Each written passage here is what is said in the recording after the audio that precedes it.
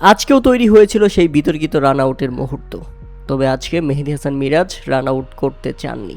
হ্যাঁ দর্শক, পাকিস্তান ইনিংসের 35তম ওভারের ঘটনা। মেহেদী হাসান মিরাজের ডেলিভারিটি সালমান আলী আগা সোজাসুজি ব্যাট চালালে বলটি চলে আসছিল নন স্ট্রাইক প্রান্তে, ঠিক আগের ম্যাচের মতোই।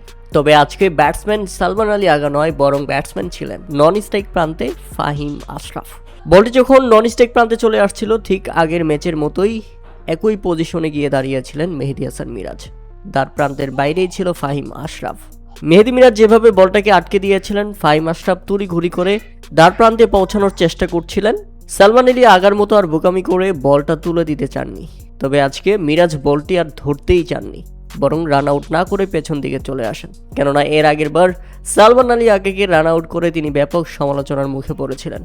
তার স্পোর্টসম্যানশিপ নিয়ে প্রশ্ন তুলেছিল পাকিস্তানের সাবেক ক্রিকেটার থেকে শুরু করে অনেক ভক্ত সমর্থকরাও। তাই তো আজকে রান আউটের চেষ্টা করলেন না মেহেদী মিরাজ, বলটা শুধুমাত্র আটকে দিয়ে। যদিও ব্যাপক ভয় পেয়েছিলেন ফাহিম আশরাফ, পরে অবশ্য মেহেদী মিরাজ হাঁটছিলেন এবং বলছিলেন না আজকে আর রান আউট করবো না, এবং হেসে তিনি আবারও বোলিং এন্ডে চলে যান। অবশেষে লিটন দাসকেও কিছু বলতে শোনা যায় যে আজকে মেহেদী মিরাজ রান আউটটা করে নাই। ধারাভাষ্য থেকে রমিজ রাজা বলছিলেন, আমরা আজকেও দেখতে পারতাম একই মুহূর্ত, যদিও এ যাত্রায় মেহেদী মিরাজ আজকে স্যাক্রিফাইস করে গেছে।